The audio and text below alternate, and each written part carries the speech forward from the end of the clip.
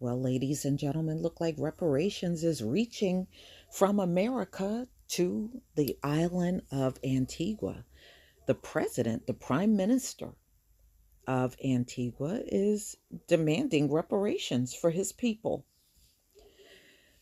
So, what does this got to do with the US? Well, Harvard University took advantage of the people of Antigua and enslaved them. I guess they just went buck wild with slavery here. It enslaved the people on the land, enslaved people that weren't on the land, just went buck wild.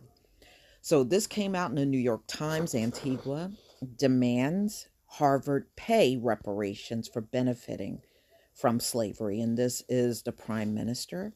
His name is Gaston Brown. Mm-mm-mm. More than 200 years ago, a wealthy Antiguan plantation owner helped found Harvard Law School with riches made from slavery. Now, the prime minister of Antigua, okay. Oh, okay. I didn't know. Well, I knew that the universities were associated with slavery because they certainly enslaved our forefathers. But hey, you learn something new. They enslaved the people in Antigua. Okay. Woo! Prime Minister Gaston Brown made the request in a letter dated October 30th, arguing that the law school would not exist without the labor of his country's people and that the university owed amends to his citizens. Well, they owe it to us too. They didn't just take people from Antigua, they had people right here on American soil, our forefathers. Reparations from Harvard would compensate for its development on the backs of our people, Mr. Brown wrote. Reparations is not aid, it's not a gift, it's compensation to correct the injustices of the past and restore equity. Harvard should be in the forefront of this effort. Now you got a leader of an island coming forward to demand reparations for its people. The Antiguan prime minister pushed the latest example of a recent effort to, okay, all right. So, oh, I know what he's talking about. I did see this in the news where Harvard and Princeton, their seminaries, okay, I didn't know that was connected to Antigua. I did not know that. Okay, so this fall, Princeton Theological Seminary and Virginia Theological Seminary created reparations funds. And Georgetown said last week it would create a fund to benefit the descendants of enslaved people who were sold by the school. I didn't know that had ties to people in Antigua. The prime minister request was earlier reported by the Miami Herald and the Harvard Crimson. Mr. Brown said he was inspired to write a personal letter to Harvard's president, Lawrence S. Bacow, last week after seeing responses from other universities. Mr. Bacow responded in a letter on Tuesday saying, "We recognize that there is more work to be done." Mr. Bacow's predecessor, Drew Gilpin Foss, has stated that Harvard had been directly complicit in slavery and supported a student generated report on the university's connection with slavery that was released in 2011. Mr. Bacow wrote that the university had taken actions to recognize the slave labor that built the wealth of the Antiguan sugar plantation owner Isaac Royal Jr.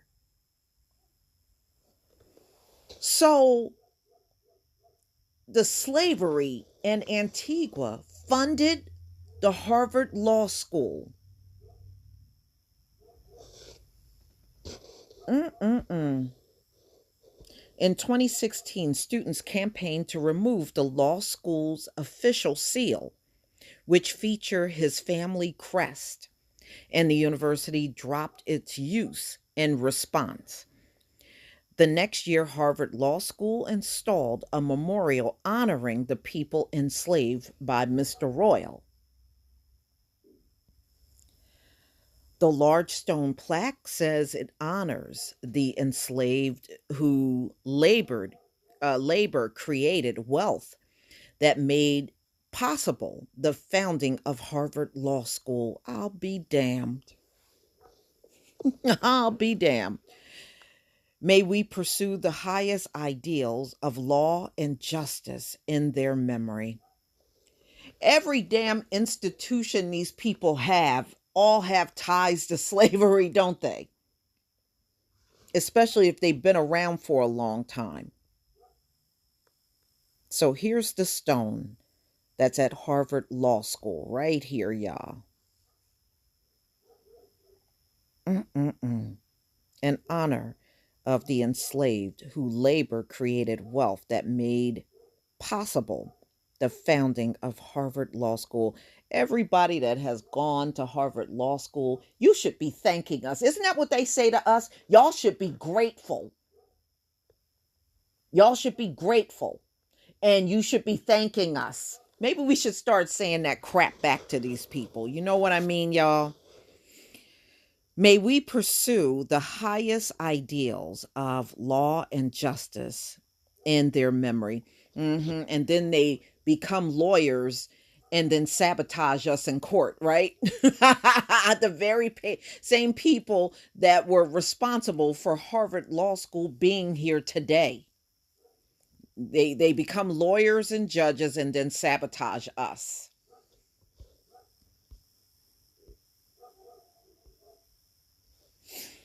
There were significant steps for our entire community, Mr. Bacow wrote in his letter to Mr. Brown. Harvard is determined to take additional steps to explore this institution's historical relationship with slavery and the challenging moral question that arise when confronting past injustices and their legacies.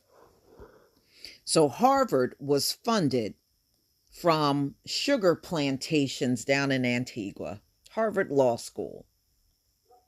Mm-mm-mm. You sure didn't do it by yourself, did you? Didn't do none of it by yourself. Mr. Bacow's words did not appear to mollify the prime minister, however, who told the Herald on Tuesday that if they fail to engage meaningfully, we will be forced to pursue all legal remedies available to us. In other words, he's saying we going to court. You going to either pay us reparations or we're going to court. Previous letters to Harvard, Mr. Brown said, sought funds for education. In a letter dated last November, the country's ambassador to Washington asked that contributions be sent to a new campus of the University of West Indies. Countries in the Caribbean have been pursuing damages from former colonial powers, Britain, France, and the Netherlands, for profiting from slavery and the slave trade. British transported more than 3 million Africans across the Atlantic, and in 1833, it freed all slaves throughout the empire, offering compensation to their owners. And do you know they were paying them compensation, ladies and gentlemen, all the way through 2018? They were getting reparations every single year, their offspring. Now, they have a lot of nerve, don't they? When it comes down to us, they said, well, who's going to get the money? Well, just like the offspring of those slave masters got reparations all the way up into 2018, that's who gets the money, the offspring. Okay? If you did it for the slave master children, you should be doing it for the slave children. It's a no brainer, lie IQ. Mr. Brown said publicly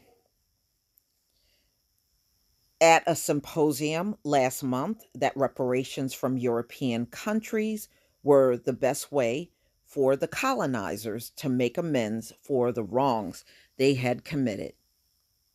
He said the Europeans used a brutal and extractive economic model to control the region as a zone of wealth to fund their own development. So all these places they develop during that time period have ties to slavery. So it was a global colonization. So they funded all of their wealth off of the backs of black people. You didn't do none of it all on your own. None of it. You didn't do nothing on your own. Nothing. Woo! I tell you what, y'all, the more this issue of reparations go on, the more we learn. The more we learn. Remember, these folks didn't work during chattel slavery. We worked. They didn't work. They didn't know what work was. Wow. Mm-mm-mm. So, Harvard, you can thank your wealth directly to slavery, you along with other universities here. Mm-mm-mm. In 2017, Harvard hosted a major public conference exploring the long neglected connections between universities and slavery. During the conference, Daniel R. Quillette, co author of A History of Harvard Law School, recounted how Mr. Royal helped brutally put down a slave rebellion on Antigua, during which dozens were drawn and quartered or burned at the stake. Last month, Princeton Theological Seminary announced it would spend $27 million on scholarships and other initiatives to make amends for its ties to slavery. How about cutting a check? You see, you know what it is? They want to have full control over the money and how it's distributed. No, how about giving those people the money and they decide what to do with it? Oh, well, we'll put it in scholarships and initiatives. That's not reparations. Israel get money every single year. Why don't you give them scholarships and initiatives since that's enough? No, you won't do that. In September, Virginia Theological Seminary, which relied on enslaved laborers, created a 1.7 million reparations fund. So $1.7 million reparations fund, that's not enough money. And last week, Georgetown University announced it would raise about $400,000 a year to benefit the descendants of 272 enslaved people who were sold to keep the college afloat nearly 200 years ago. So you mean to tell me y'all couldn't keep your own college afloat? Mm-mm-mm. You needed slaves to do it. Didn't do nothing on your own. Leaned on and depended heavily on slaves every step of the way. Ladies and gentlemen, this tells so many stories when it comes down to slavery. It's so many stories that haven't even been told yet. That's all this story tells me. There are so many stories we have yet to hear when it comes down to how much Not only colleges and universities, these hospitals and insurance companies, banks, even the Catholic Church had slaves in this country. It is so deep. And I know it's far more institutions than what I'm naming. Believe me, I already know. But this just goes to show you not only were they taking advantage of slaves on American soil, they took advantage of the ones in the islands too. Y'all, please tell me what you think before I start cussing up in here. Please leave your comment and subscribe. Don't forget to hit on the notification bell, and I'll see you on the next video. Peace, family.